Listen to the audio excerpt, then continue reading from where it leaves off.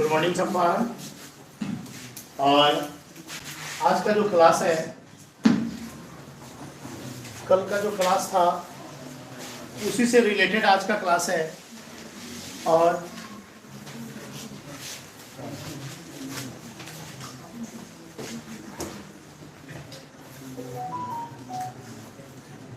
कल मैंने article topic शुरुआत किया था।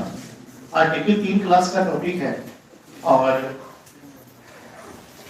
कल ए और एन का प्रयोग बताए थे कल। आज का जो क्लास है सबसे इंपॉर्टेंट है, बढ़िया है समझना आप लोग। यूज ऑफ टीएचई,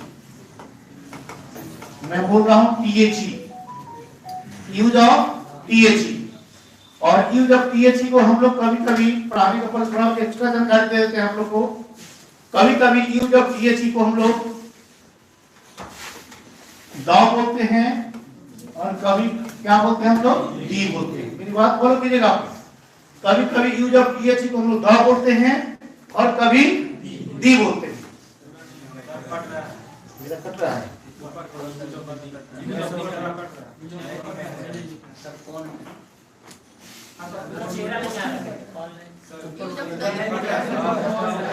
चेहरा नहीं आ रहा, थोड़ा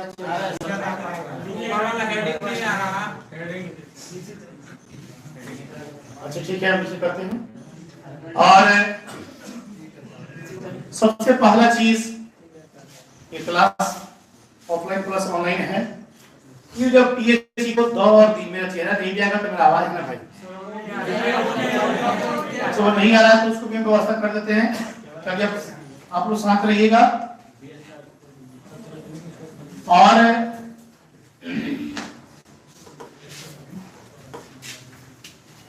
आप लोग समझेंगे जो दिक्कत होगा।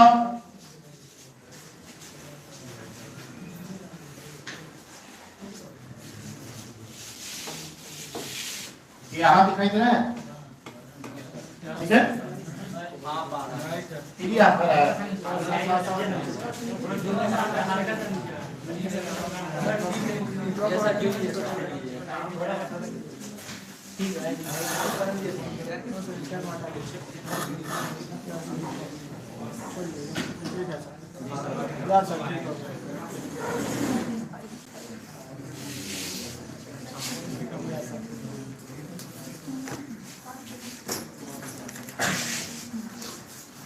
ठीक है, देखें आप लोग।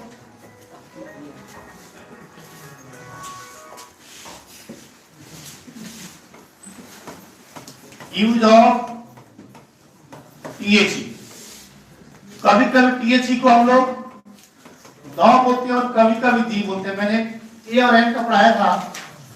बहुत सारा चीज है जो किताब में है, बहुत अलग अलग राइटर ने अलग अलग चीज लिखा है। जैसे आप डॉक्टर के पास जाओगे केवल बुखार का जांच करवाने के लिए या दवा लेने के लिए, तो बहुत सारे डॉक्टर अलग अलग दवा लिखता है, कोई भी एक समान दवा नहीं लिखता है। वैसे राइटर लोग भी बहुत है।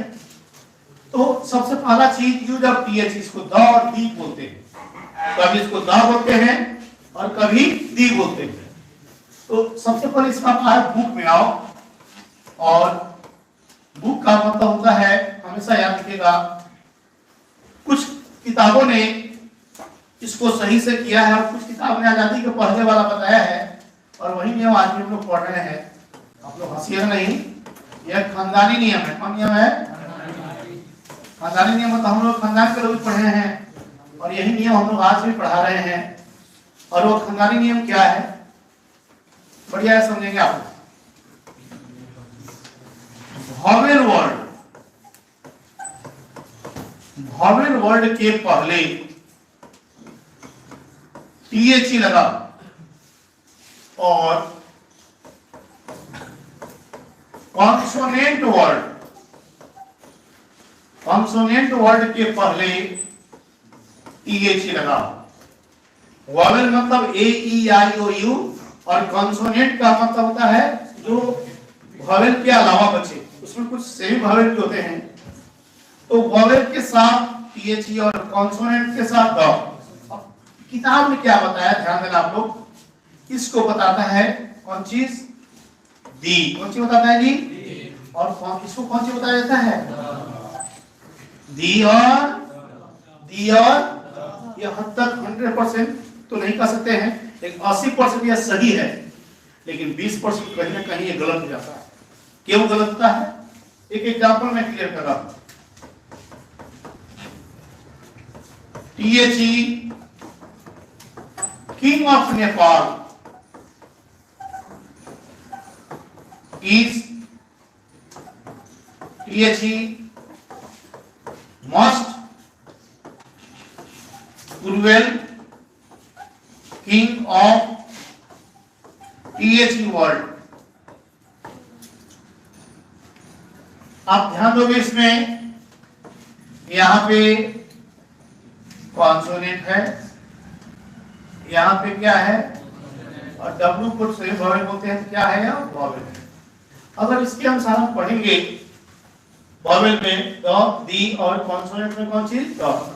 ये एक्स्ट्रा मैं फिर बोल रहा हूँ, ये आपको क्रैश कोर्स से रिलेटेड टॉपिक नहीं है, लेकिन एक्स्ट्रा बता रहे हैं क्योंकि यूज ऑफ द का प्रयोग पढ़ाना है हमको। तो सबसे पहला चीज समझिएगा, इस नियम के अनुसार आएगा, इसको पढ़ेंगे, the king of Nepal is the most cruel king of the world. लेकिन जो बोल सकते हैं अच्छा या पढ़ सकते हैं, थोड़ा इसको उल्टा पढ़ेंगे और वहां पर यह नियम क्या हो जाएगा? हद तक गलत हो जाता है। कहीं कहीं यह नियम सही भी होता है और कहीं कहीं यह नियम गलत भी हो जाता है, और इसके लिए शायद कुछ एक्स्ट्रा कहीं रखना होगा। बहुत सारा किताब ने बहुत कुछ बताया है इसके बारे में। आप लोग को सिंपल याद रखना है कि जो वर्ड, इसको समझ लीजिएगा, किताब का लैंग्वेज है, किताब का है वॉवेल वर्ड के साथ THE कौन सी बोलेंगे? दी। और कॉन्सोनेंट वर्ड में THE कौन सी बोलते हैं हम लोग? क्या बोलते हैं? एक बार समझ रहे इसको, लेकिन बहुत सारे कमेंट आता है, लिखने नहीं देते हम लोग को, तो लिखने का मौका मिलेगा, आप इसको स्टॉप करके आप लिख सकते हैं इसको आप, क्योंकि आप ही का डाटा खत्म होगा। आप लोग को लिखना है तो लिख लीजिए इसको जल्दी, लेकिन जल्दी करें।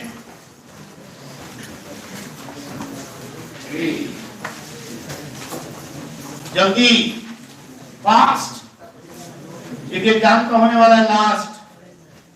इस सब का एग्जाम बहुत विद्यार्थी का नहीं हुआ है, सरकार को मालूम चल गया है कि भाई बच्चा इस एग्जाम देने जाएगा तो उसका पढ़ाई डिस्टर्ब होगा, इसलिए आप लोग ख्याल किया है, फिर आप लोग घर से भेज दिया है। लेकिन बहुत बच्चे नेता के पीछे घूम रहे हैं, 500 रुपया मोटरसाइकिल में तेल और मीट भात फ्री में, पढ़ाई जाए भाड़ में।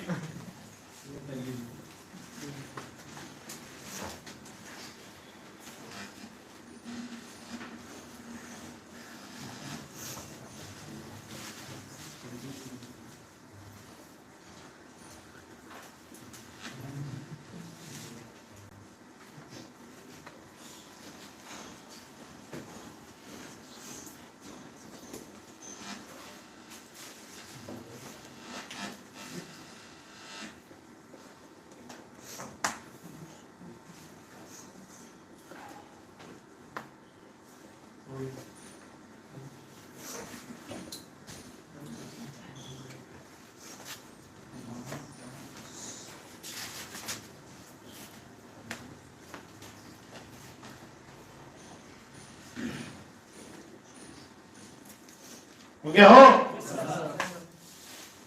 तीन मसला और उस तरह देख लेना, यूट्यूब पर देख लेना, क्योंकि समझ सकते हो कि जल्दी। अब सुनिएगा थोड़ा ध्यान से।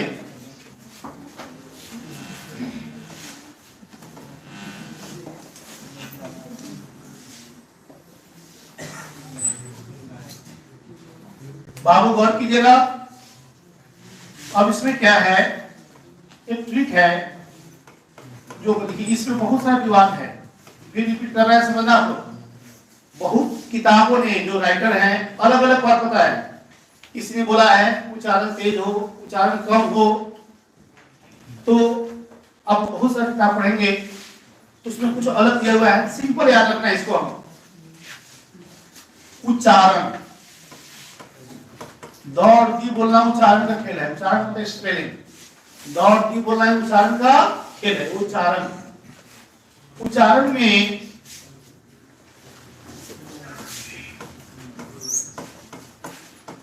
कम जोर पड़े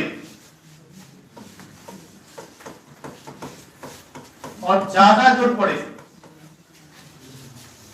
बोलने में उच्चारण में कम जोर पड़े और ज्यादा जोर पड़े।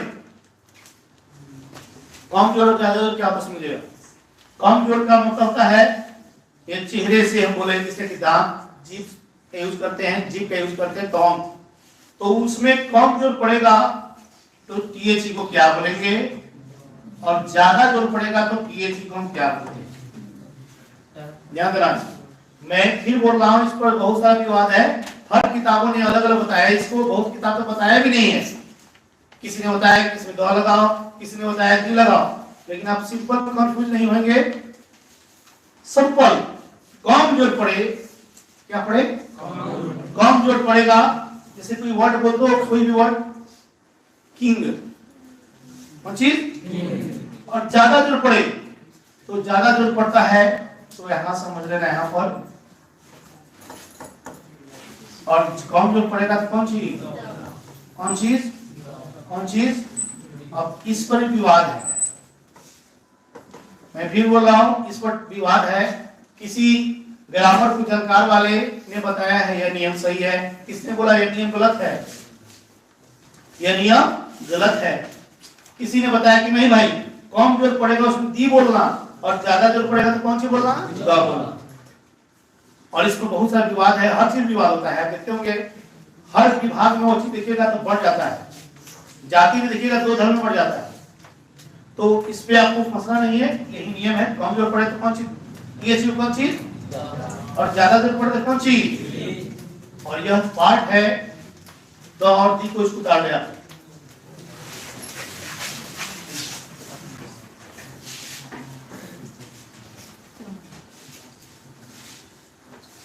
एक है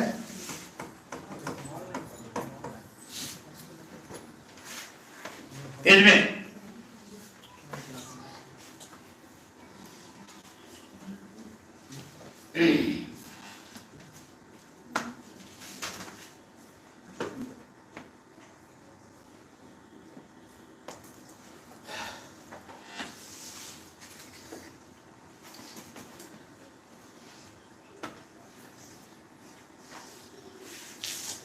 आपको दी और द में नहीं फंसना है, आपको फंसना है आर्टिकल यूज ऑफ द कहां कहां लगेगा। तो इसी पर हमको 2 क्लास लगेगा, केवल दी और द बताने में हमको लगेगा। किस किताब ने क्या बताया वो बताएंगे। अब इस पे समझना आप लोग। एक और इसमें है, पीछे वाला ध्यान दो। अब गौर कीजिएगा, एक और है इसमें नियम, इसका ट्रिक नंबर 2। हमको दी और द नहीं मालूम है, ये तो हो गया किताब का लैंग्वेज। बहुत लोगों ने बताया, जैसे ऑक्सफोर्ड बताया, ब्रिटिश ने बताया, या इनको केपी ठाकुर ग्रामर ने बताया। सबसे पहले इस नियम को किसने बनाया था? भोला पंडित ने। ये hand book of English grammar किताब लिखा हुआ है, भोला पंडित बहुत बड़े श्रेष्ठ विद्वान थे, उन्होंने इस नियम को बताया था। लेकिन एक और नियम है जो थोड़ा सा विवाद की बात होती है, क्योंकि बहुत लोग उसको मानते नहीं। अगर हम नहीं जानते हैं कॉन्सोनेंट वॉवेल, उसके लिए सिंपल एक उदाहरण समझ लेना, मैंने बता दिया उसको, फिर सुनना। द और दी बोलिए आप, द और दी बोलिए। आप द बोलेंगे, द बोलेंगे तो कहीं ना कहीं यहां से आवाज आएगा कॉर्ड से, वोकल कॉर्ड इसको बोल सकते हैं।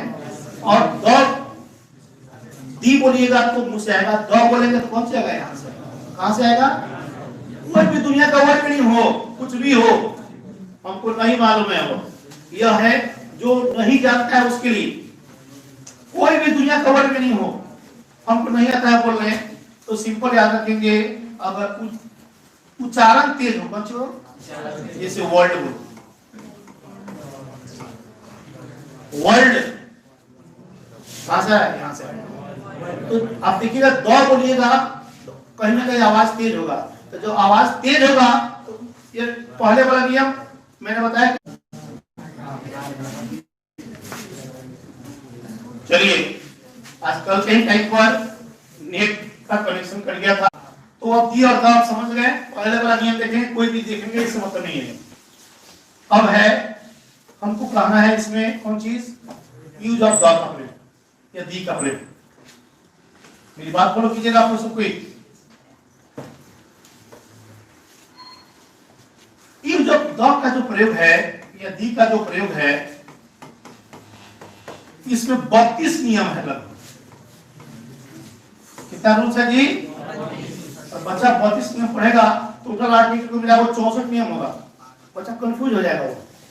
अब सिंपल याद रखना, मैंने इसको 5 नियम में बना दिया है आर्टिकल को, तो 5 नियम आपको रखना भी नहीं पड़ेगा और आपको आसानी से याद हो जाएगा। और हम ध्यान देना सब कोई।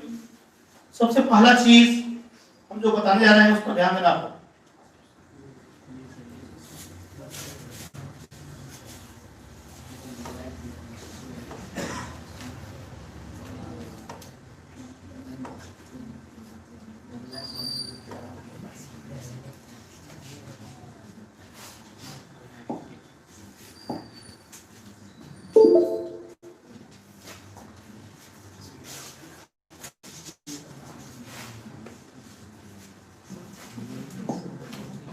नेट कनेक्शन नहीं काम कर रहा है, लाइट है ये नहीं है।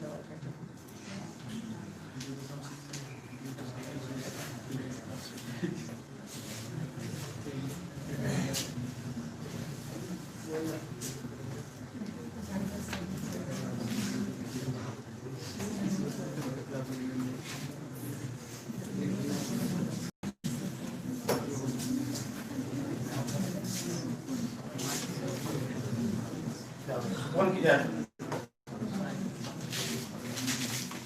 स्टॉप कीजिए।